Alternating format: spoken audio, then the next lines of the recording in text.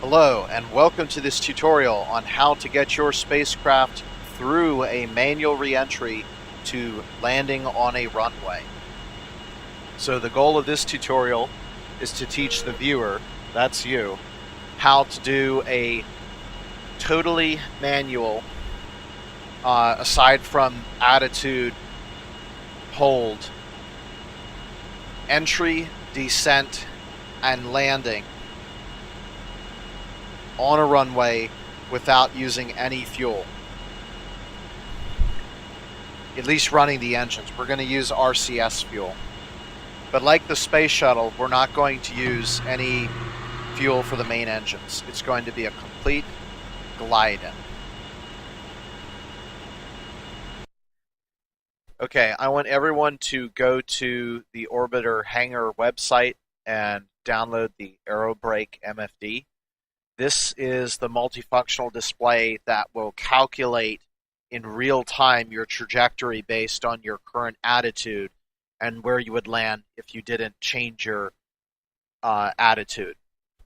So originally I said that it wasn't necessary to download this, but as we're now doing manual reentry, we have basically two options. Use a spreadsheet calculator that I made, which doesn't really help you, or to use this MFD and control the ship based on what it's reading. Unfortunately, there still is the reentry burn, and that's something that's going to have to be what I like to say carded. So you start out using a known set of variables, and then you use these to create a situation in which you can fly the reentry corridor between bouncing out of the atmosphere and coming steep into the atmosphere and burning up. So following this example of setting up a reentry orbit, that will allow you to fly the reentry corridor and land exactly where you want. Okay, so real quick to recap over the beautiful Northern Ontario. There are three phases of reentry. There's the first phase, which is the descent through the reentry orbit, which takes us to an intersection with the atmosphere. At that point, we begin to move based on the effects of the atmosphere, and we begin to drag and slow down. At that point, we have reached the Reentry Interface, which is the second part. The second part of reentry is the most critical. It's got high temperatures and it's got high G forces. There is a corridor where you have to fly the craft where if you go too low, you will burn up, and if you go too high, you'll skip out of the atmosphere, miss your destination, and if you're out of fuel, which is kind of the reason you do a manual reentry without using any fuel, because you're essentially assuming that the tanks are going to be empty. Right now they're full. We're actually going to have to do a fuel dump. But later on, you'll have to basically assume that. And then eventually you reach what's called a dropout. And the dropout happens when you're going slow enough that you essentially sink into the atmosphere and the air flight control surfaces have full effect. You're now flying like an airplane. And that part is the easiest. It's just a simple 104-kilometer descent from approximately 90,000 feet or 27 kilometers.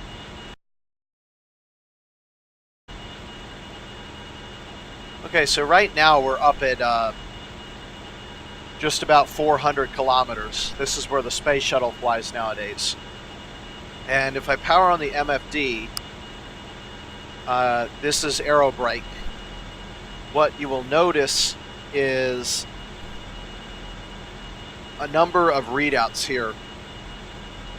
First of all, we're not going to re-enter because we're at 400 kilometers, so these forces are based on extremely small tidal forces that are occurring as we orbit the planet. So our angle of attack lists the, this is the same as an airplane, it's the angle of our wings to the flight vector. We also have lift to drag ratio, which shows you how much you're slowing down versus how much you're continuing along at altitude. One of the most important numbers here is the G max. This is the maximum G force that you're going to sustain. That's the most critical number. You need to watch that and make sure that it doesn't get too high. The rest of these things aren't too important. The position obviously is going to tell you where you're going, but it will actually give us a cross track and downrange if we actually put a base marker in there, which we will. And there's also a, somewhere through here, there's a heat graph, if I remember how to do it. There we go. So if you press this PG button, now you'll also get a heat graph, and it will tell you approximately what the maximum temperature you're going to reach is. Right now it's saying 44 Kelvin, and that's because we're at 400 kilometers. So we really don't care too much about what our temperatures are going to be when we're at altitude. And here's a picture of the profile of our lift drag. Totally bogus right now. Well, it's true, but it's useless to us because we're not re-entering yet. So that's a quick tour of the aerobrake MFD. The next thing we have to go over is setting up the approach orbit. So what are the different things that affect your re-entry? If you're not accounting for the rotation of the Earth, which for a rough approximation we could probably get away with, but there are a few circumstances where that's not the case. So your apogee, which is where you're coming down from, whether it's 400 kilometers or 4,000 kilometers or 40,000 kilometers, makes a huge difference in the type of re-entry that you're going to encounter. The next thing is your eccentricity, how low your perigee is, basically, compared with how high your apogee is. If you have a really high apogee and a really low perigee, that means you're going to come streaking down through the atmosphere, probably too fast to correct. You're going to see when we encounter Reentry Interface, we're actually going to perform a maneuver which limits the angle that the craft is descending and limits the heating on the craft. If we came in at 15 degrees, we would not be able to perform that maneuver in time to save the craft before it goes over 2,000 degrees Celsius, which is about where the limit is. In fact, I think it's 2,200. Let's go to our vessel limitation chart down here, and this will tell us our limits.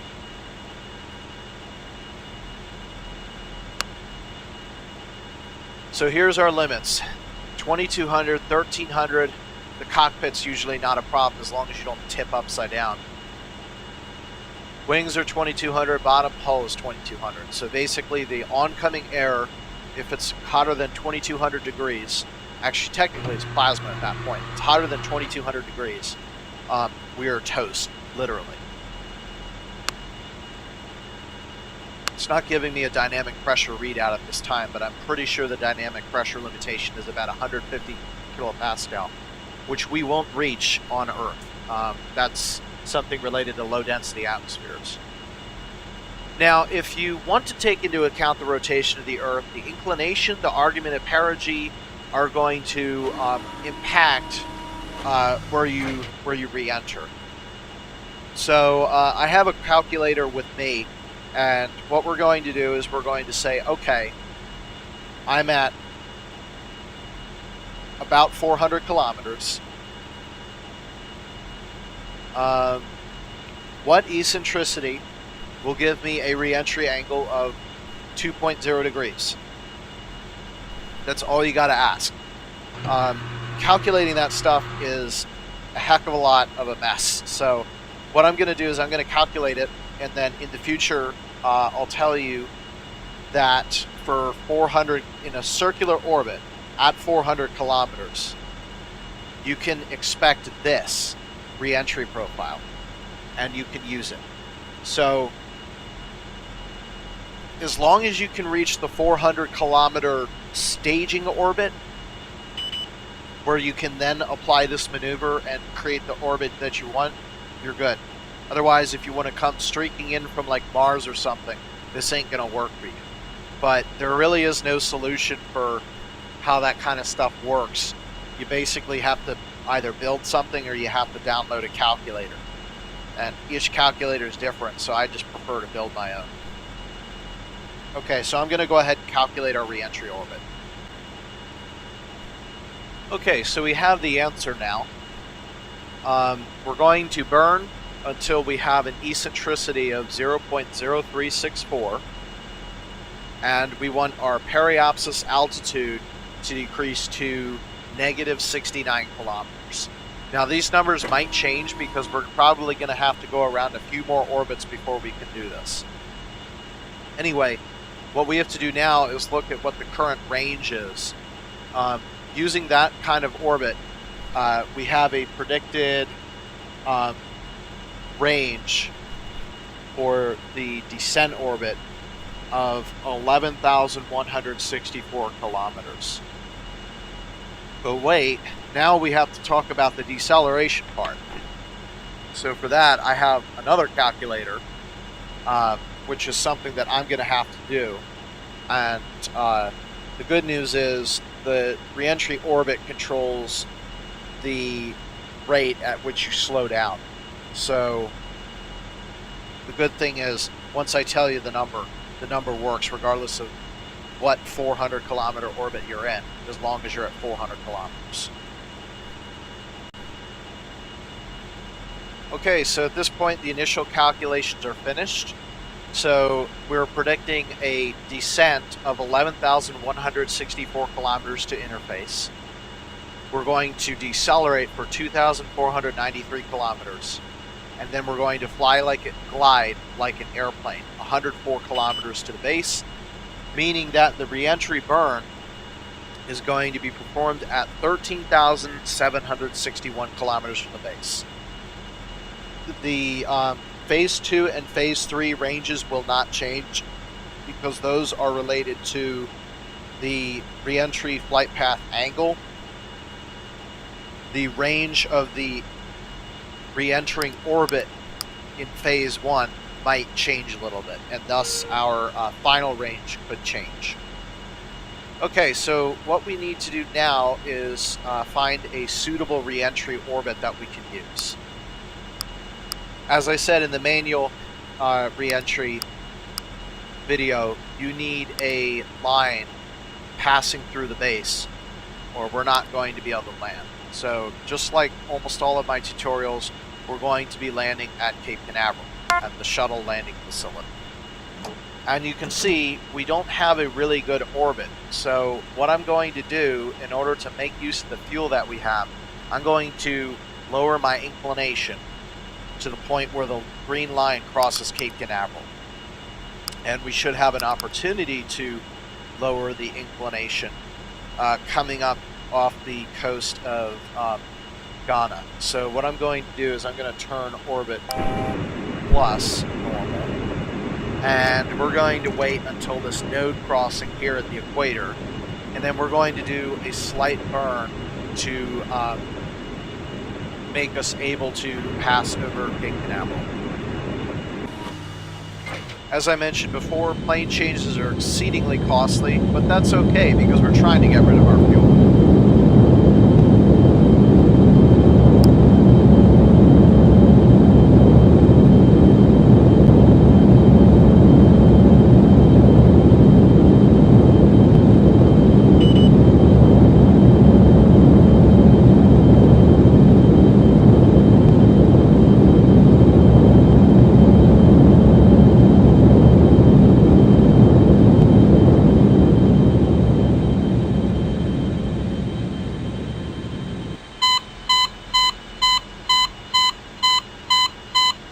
And that'll do it. You want the line as close as you can get it. This is extremely irritating. there's no detent to put the engine in idle. So if you just continue past it, it'll just go into retro, which is extremely irritating. Okay, so we've now got a reentry orbit. So let's see. It's going to be 3/4, 1 3/4 of an orbit away. So what I'm going to do now is we're going to go exactly 90 minutes till we're right here over Ascension Island, and that will put us 3/4 of an orbit away, which is where it's time to start preparing for the reentry burn.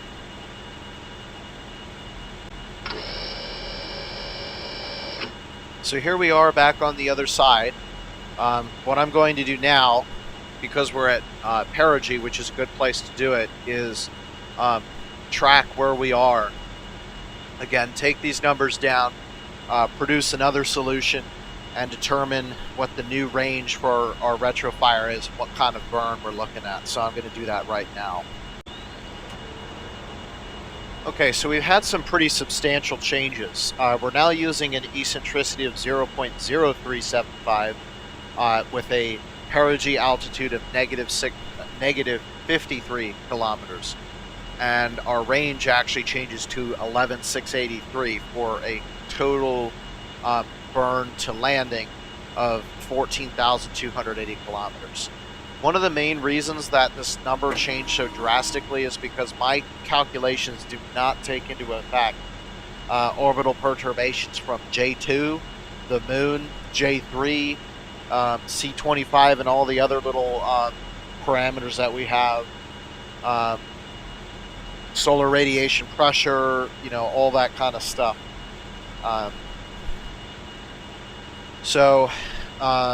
You can disable those if you want an orbiter to make it a little bit easier, and so that way you can set up the orbit exactly as it is now, but I don't like to fly with it that way. Okay, so the next thing that I want to do now is go until we're about 17,000 kilometers to base, and at that point I'm going to chuck our inclination one more time. We'll run the numbers one final time, and then burn where we say to burn. So make sure that you, on the map MFD, you do target spaceports and then pick the one that you want. That way you get this BSE line down here at the bottom, and where you see this dist, right now it's reading 7.44 megameters, or 7,440 kilometers. That's what we're going to use to judge exactly where we need to do this burn. Okay, so the numbers have been run one final time, and we get a new range of, for the first segment, 11,373 kilometers. Added to the deceleration and glide, we have a total of 13,970 kilometers, which means the burn commences at 13.97 m, and it's going to take a little bit to burn, so we're probably going to hit the engines when this dist gets down to 14,000 kilometers to go. And that's the magical number. Assuming this works, 14,000 from 425 kilometers for a 2-degree reentry angle. You'll get this every time, as long as you're in a circular orbit. Okay, so what we're going to do now is begin the reentry and deorbiting checklist. This is the most critical checklist that we have. So what we're going to begin doing is checking our doors. So we check that the nose cone is closed, and it is in fact open.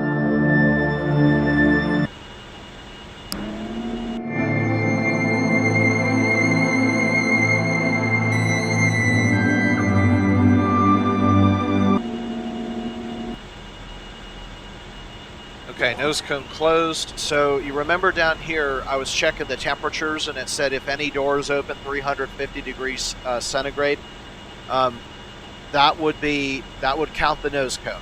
The nose cone would rip off long before it reaches 350 degrees. But as soon as it reaches 350, the heat will penetrate through the doors and destroy the craft in a matter of seconds.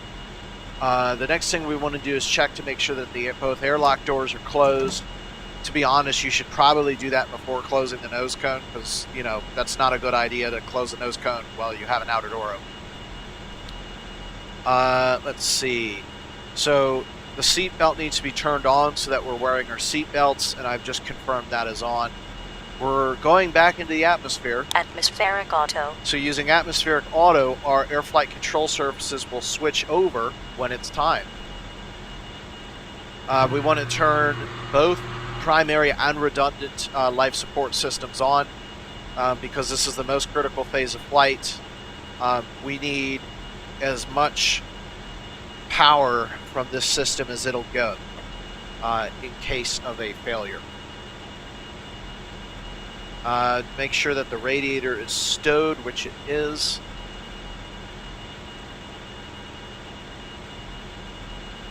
And now if I do D2 on the keyboard, this will show the re-entry predictions for the craft. So there's no way to predict what it's going to be. That's what my first part of the calculator is because there's no magical number that says, oh, to get 2 degrees you burn this much. No, it depends on where you are. So we're actually in a good area right now. So here's the orientation we face for this burn. Retrograde.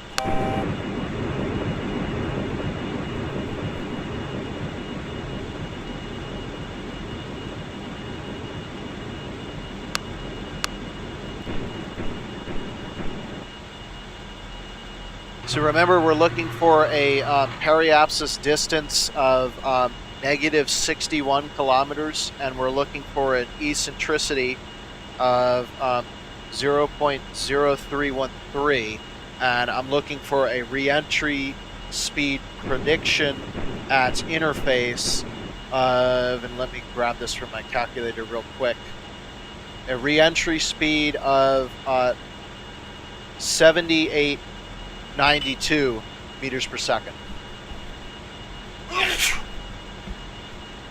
Okay, so we're just a little bit away from the burn.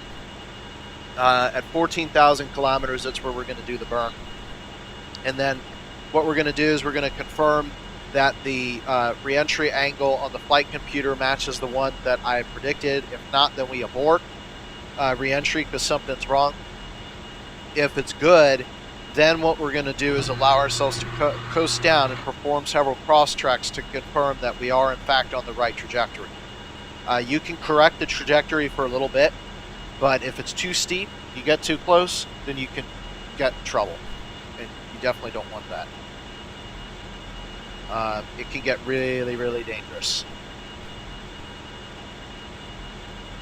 Okay, we're 220 kilometers laterally from the burn. 200 kilometers. 150.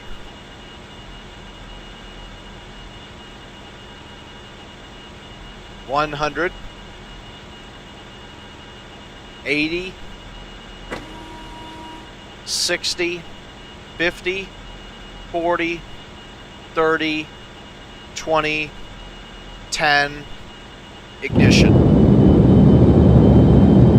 Okay, eccentricity looking for 0.0373, negative 61 kilometers.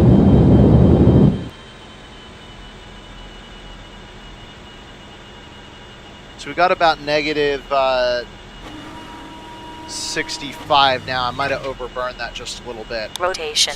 Translation. Get back to the eccentricity that I was preferring. There it is right there. And we got a re-entry angle of 1.98, which is very close to what my prediction was saying. I was saying 2.00, so that's a difference of 0.02. We're in agreement. I like that. Cross-checks are very important. Let's see if there's anything else that I need to check here. let's see here. Periapsis is off by 2 kilometers. That's minor. That's something that we can correct for, and it's probably going to change anyway because of all of those same perturbations that I talked about earlier. So I think we're good. Oh yeah, I want to check the reentry speed prediction. Just predicting 7,910, and I was predicting 7,800. 890. Okay, so that's a 20 meter per second difference. Again, pretty minor, so we won't worry about that. That is well within the margins. So at this point, we're going to allow ourselves to drift down. If I turn on this, you will now notice that it's predicting 10 Gs of deceleration. Don't worry about that, because it's based on your flight path. So the fact that I am retrograde, Rotation. Atmospheric auto. the fact that I am retrograde means that this is going to lie a little bit. What we need to do is put the craft in a position that is going to actually be realistic for reentry, which is about 30 to 40 degrees pitch up, and of course facing the prograde velocity vector here. Things should start getting a lot less severe as soon as we start to make these adjustments.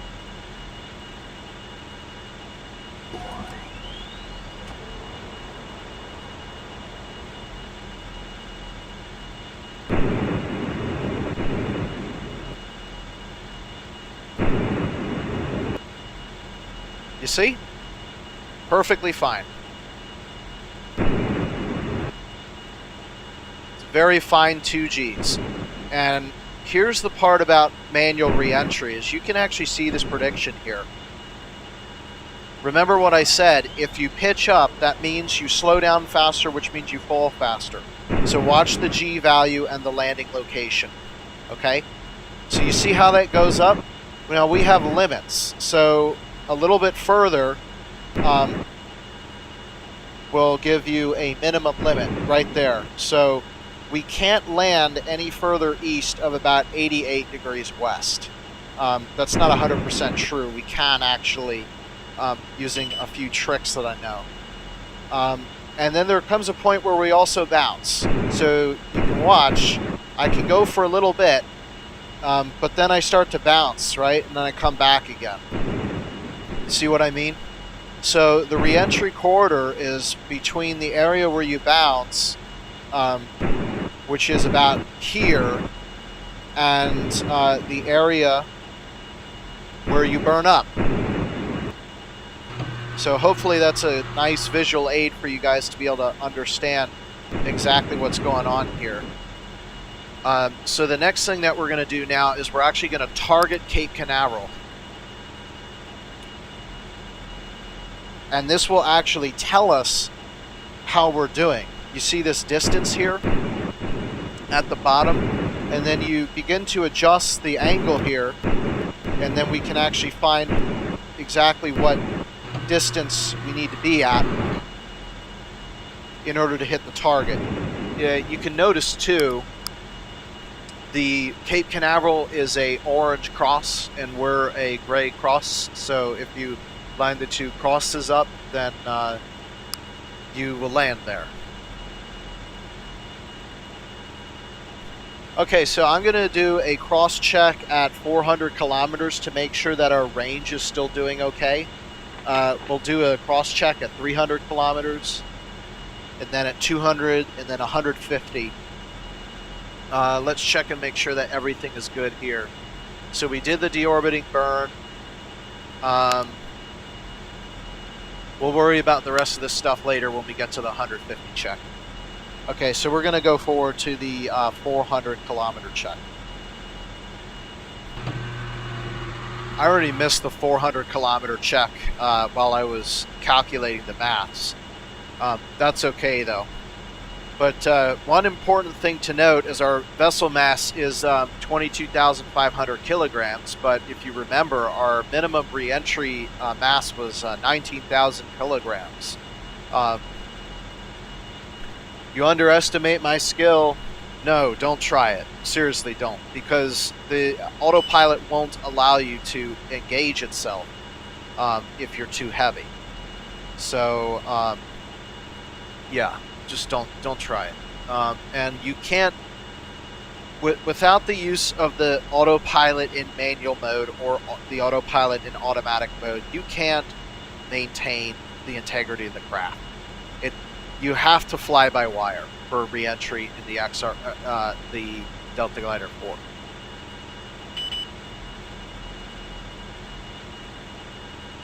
Okay, so we're at 375.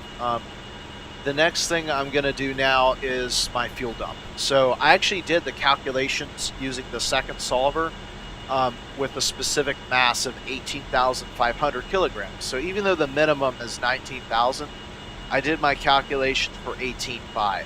So press the fuel dump button, and now you can see we're performing a main fuel dump.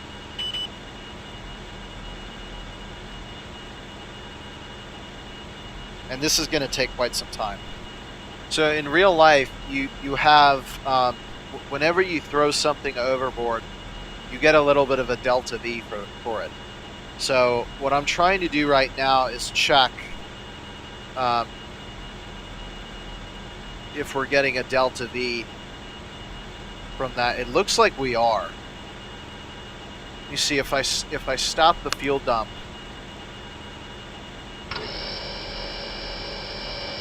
okay, maybe not. That might just be pre-deceleration. We'll have to check our numbers again. Make sure that we're still in the clear.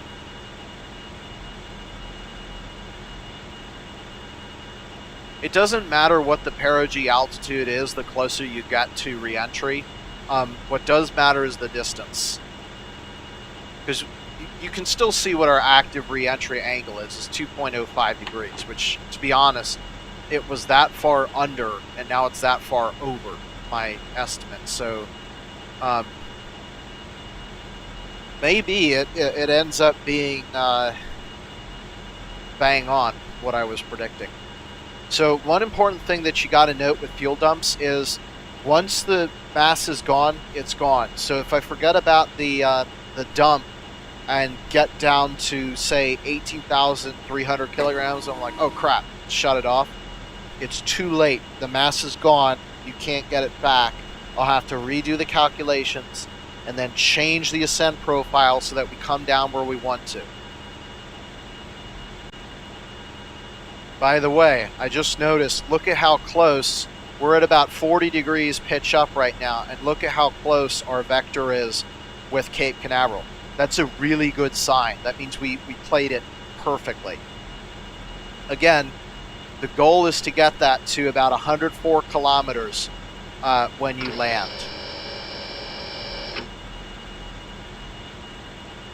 Or not when you land, but when re-entry dropout happens.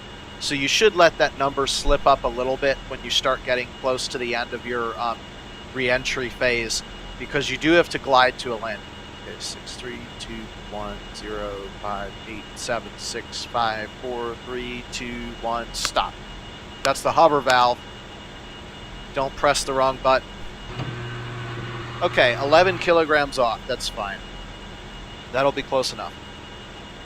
The next event is our 300 kilometer cross-check. So the goal is when you're 300 kilometers in altitude to still be on that same track. Be 7,640 kilometers to the base. Remember to save. Always save, save, save. Okay, here we are. 210. That's it. At 7,870, I think it was 7,870. We had 7,640.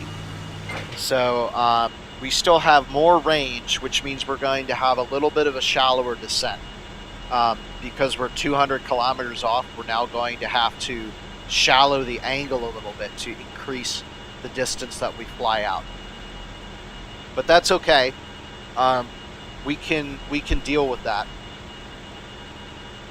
And we can deal with a lot more than that, actually. So the next thing I'm going to do is I'm going to open up the Comm Nav System, and I'm going to plug in our numbers. So I'm going to set the Kennedy VOR, which is 112.70, that's KSCX, and I'm going to set it for runway 15 of the shuttle landing facility, which is 134.20, and go to HSI and nav1, nav2, and that's it. So we're now pretty much configured for landing, although I do want to get the angle. We're going to be coming in at about 120 degrees. So I'm going to set the Omni bearing of nav1 to just about 120 degrees. That's probably about where we're going to be picking up the VOR. And that's it. We're configured for the time being. Next cross-check is going to be at 200 kilometers, and basically what I'm going to be looking for is that 220 or 230 kilometer delta isn't growing. That's basically all I'm concerned about right now.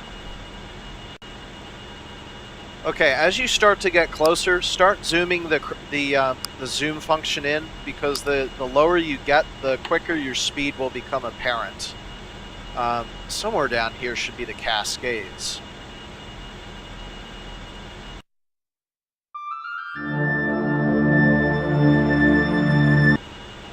Yeah, we're too low. I can't see them yet. We're getting really low.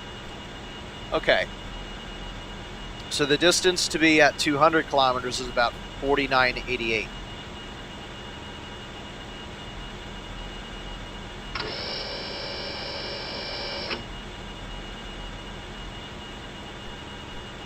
$49.88. So that's like 400 kilometers. Still within margin, although not as comfortable as I was before. This is probably going to be a shallow profile. Next cross-check is at 150 kilometers. So the next thing I'm going to do now is continue on with this thing here. So we did the deorbiting burn. I'm going to make sure the retro door is closed. We're going to turn the hover door to close so we can't accidentally open it. And we're going to do the most important check of all, the D65 check. Display 6 for check vessel state and 5 for before re-entry check. Configuration correct. Good. We are good. We're go to heat to 2,000 degrees centigrade. Wow. It's like the inside of a steam train. Let's see, where are we? We're still at 183. Okay. The next thing to do is to run the autopilot, and we're not going to really start that up until we get to about below 150.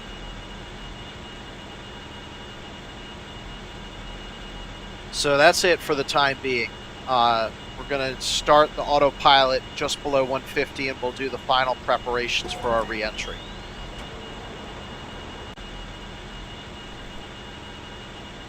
Okay, we are coming up on the 150 kilometer cross-check, and cross-check 4,119 off of 3,813.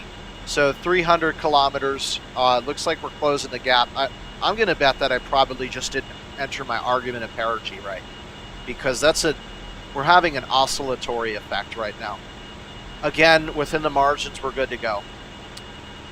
So we're going to start up the manual autopilot now. So I'm going to clear our currently loaded autopilot, and I'm going to do Pro 104 Spec 40.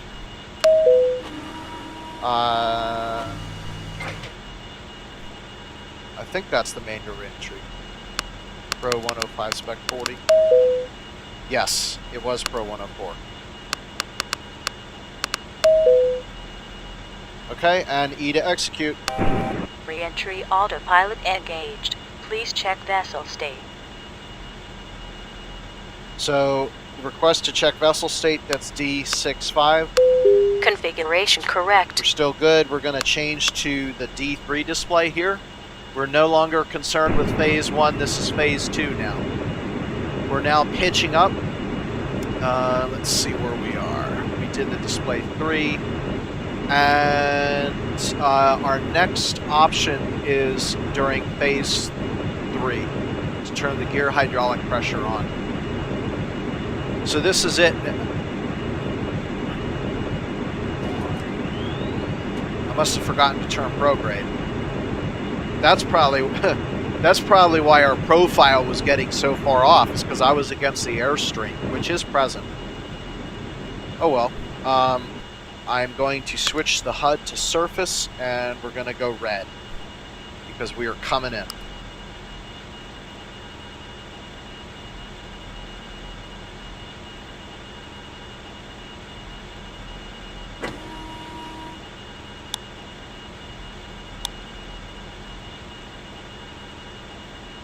Okay, this is it.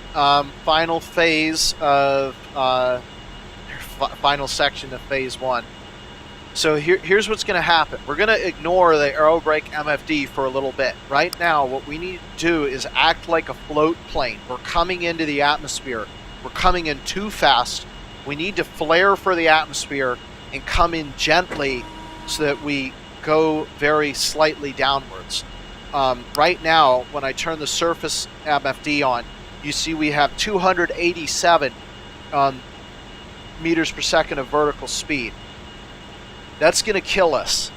So what I'm going to do is I'm going to pitch down a 30 degrees angle of attack by pressing the 8 key twice.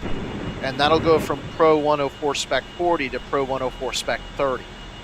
And what that's going to do for us is shallow that angle. We need to get that vertical speed to between 70 and 90. Once we get it between 70 and 90, we're then going to find the angle of attack that keeps our vertical acceleration 0 so that our vertical speed stays within 70 to 90. And then we look over at the aerobrake MFD and we see, okay, where is the cross? Is it ahead or behind? If the cross is ahead, the gray cross, in other words, if the gray cross is ahead, then you need to pitch up and take the vertical speed to 90, but not any higher.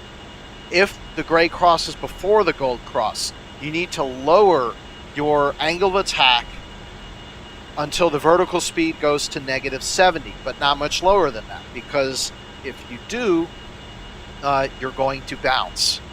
Okay, here we go. We're now above 0 degrees centigrade. We're now entering the deceleration phase. We're now on phase 2.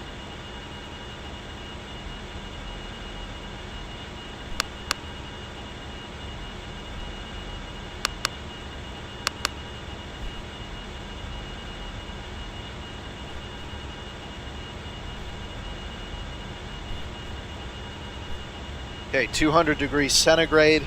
We're already as hot as an oven.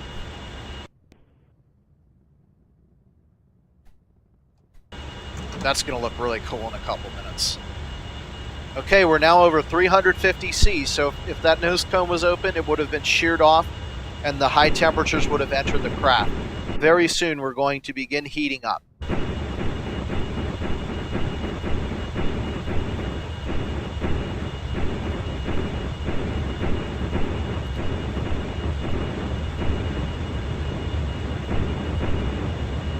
Okay, we are now starting to glow incandescently. 1,000, we're 50% of the way to the maximum temperature.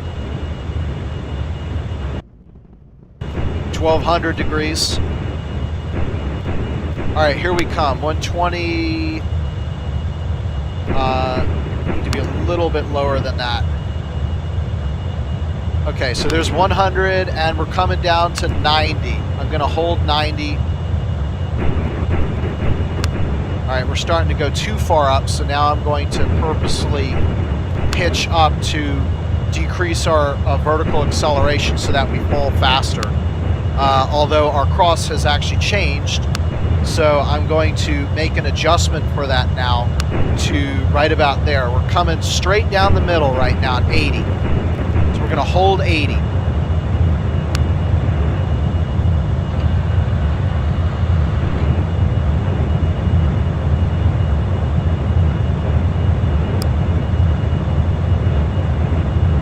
Okay, 1,600.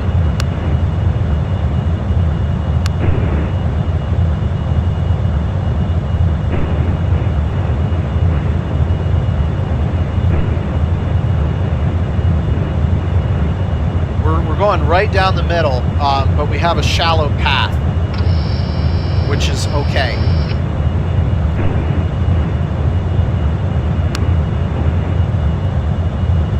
Starting to get a little bit hot. We're at 1700 C.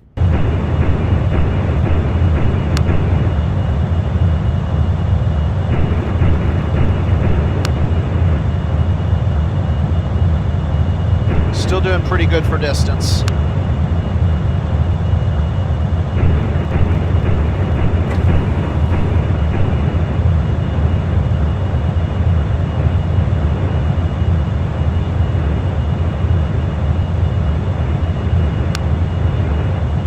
If you notice, I'm keeping us slightly short of the base.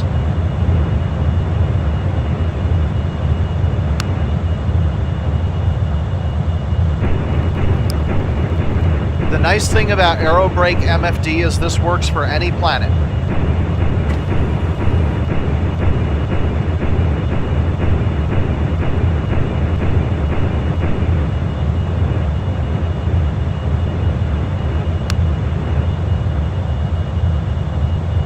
And the nice thing is, slower we get, the more the corridor shrinks until it well, actually it widens. The more the corridor widens. Okay, I notice we're going a little bit south, and the runway that I want is to the north. So I'm going to bank with a 5-degree pitch now.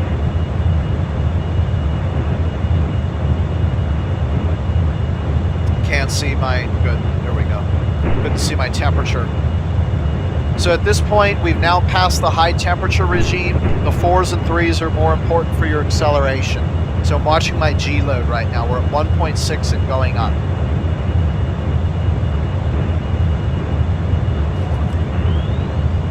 At this point, the vertical speed is going to start to creep up because more gravity is affecting us as less of us is in free fall.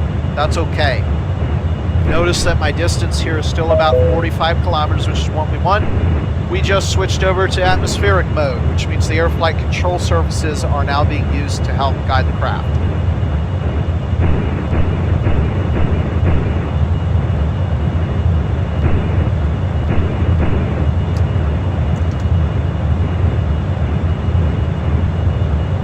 Okay, I think we are sufficiently north of the base now, so I'm going to...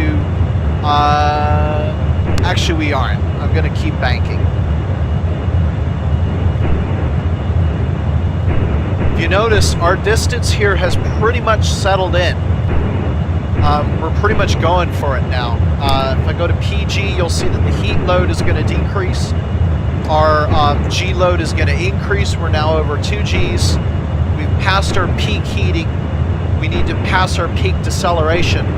If I turn this off, you can now see our altitude is going to suddenly fall when we get to about 30 kilometers. This is phase 3. Dropout occurs where this inflection point is here, and that's where you have phase 3, the quick descent with no consequences.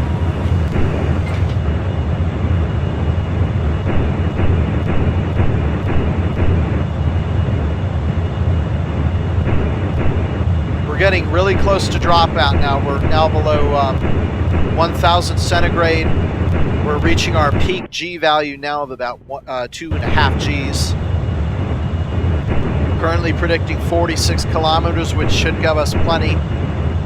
We can't go any further than about 110, but we can always circle. So it's okay to be slightly lower than that. Whoops, forgot to start zooming in. This is where you start to really see the speed. Should be able to start picking up, there it is right now, picking up KSCX. Pretty good. Getting really close.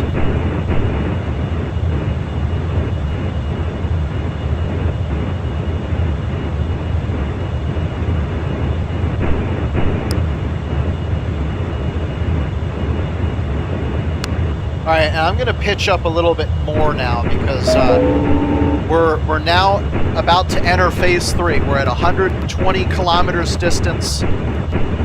We want to be at about 700 meters per second when we start getting a little bit slower. So that's the auto air intake opening. Reached peak deceleration.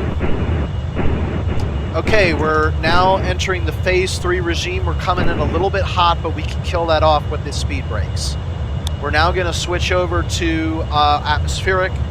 We're now at 90,000 feet at 700 meters per second. D1, I'm going to disable the autopilot. Okay, here it is, 700 meters per second, disabling autopilot. We're now flying like an airplane. And immediately I have visual contact with the runway. So I'm going to do a little bit of pitch up trim here.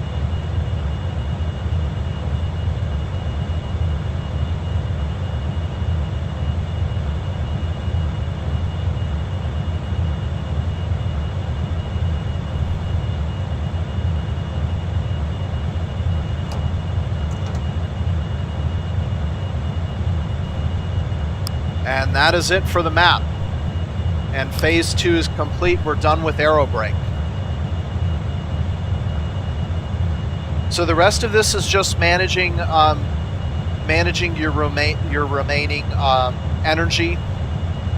We're at 50,000 feet. I'm going to turn the gear hydraulic pressure on now. And the last thing to do is to extend the landing gear once we reach 250 meters per second and are sufficiently close enough to the runway.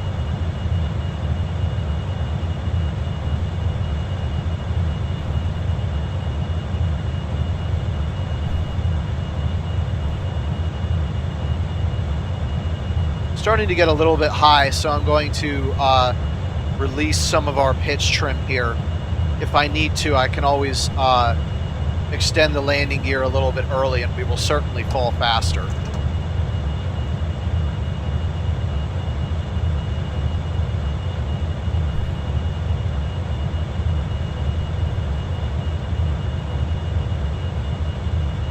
And we've now picked up the ILS for runway 15.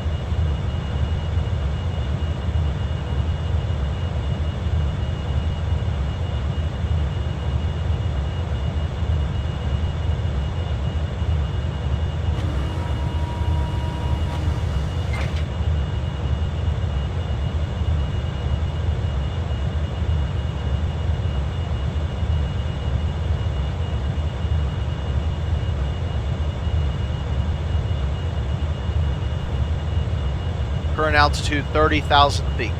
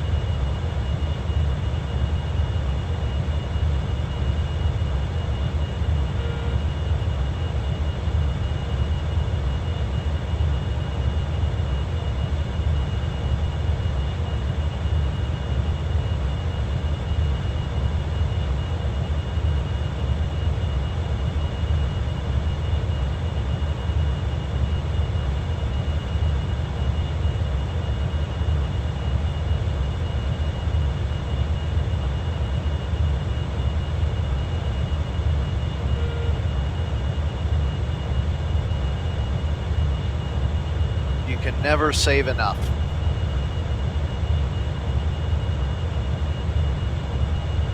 Okay, now below 16,000 feet.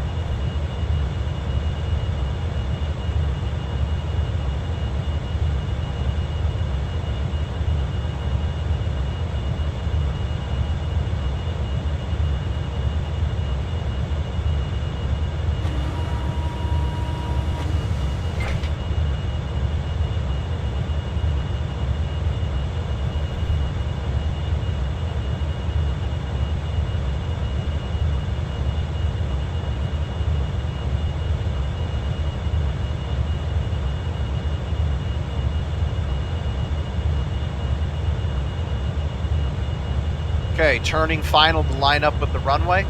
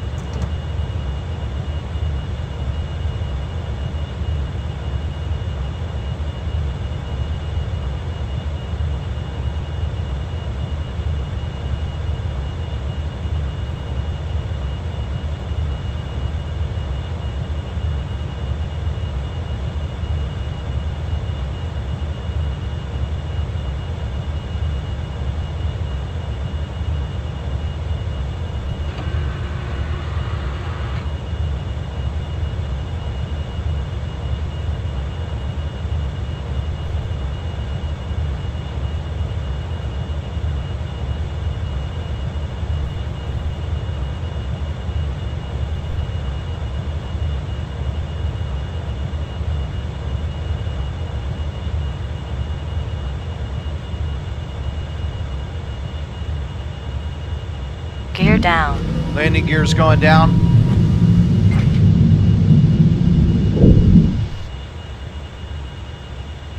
Beginning my flare.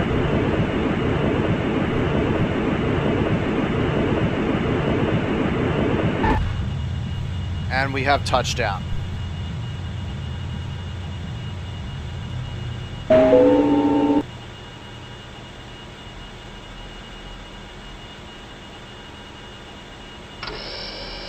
Wheel stop. That's how it's done in manual. You noticed in automatic we had to fly with the engines on for just a little bit. But using manual mode, if you can master it, you don't need any fuel. I did this. I never touched the throttle since after I corrected for the reentry burn using the translation thrusters. Never touched the throttle again. So if you can learn to master it, you can maximize what you can do on your missions. And here's the great thing about it. I'm going to spend just a minute talking about it to end the mission. If you're going on a long mission, like let's say you're going to a Saturn moon, you're going to be expending your fuel exploring Titan and Enceladus and Iapetus and Rhea and all the other different moons. And then let's say on the way back you want to swing by Europa, just for the hell of it. You can basically use 99.9% of the fuel by the time you come back to the Earth, and as long as you plan your trip 100% correctly, all it takes is that final 0.1% to maneuver the craft into its reentry corridor, and then you fly the reentry corridor, you re-enter. Actually, there's no re, you just enter and land. Very hard to do. I don't think I've ever done it myself. I just prefer to use a little bit of extra fuel. But if you get good enough, you can do it. So I hope this was useful for you guys. I know with my calculators, you can't see them, and it's like, well, how does this apply to me? And yeah, it's a little bit difficult, and I haven't exactly figured out how to overcome that. So if you guys can think of any good ideas, what I can do. I don't have the kind of time to develop an MFD, so don't suggest developing an MFD. I don't have the time for that. But let's go ahead and unload our autopilot here so we don't start to take off again. You can see we've now cooled off to the lovely 59 degrees, which is always present in Central Florida. Wink, wink. And so this can be useful for you as long as you re-enter from a 410 kilometer circular orbit, which is what we had. So that's it. I've been Dr. Aeronautics, and I will see you guys next time. Bye-bye.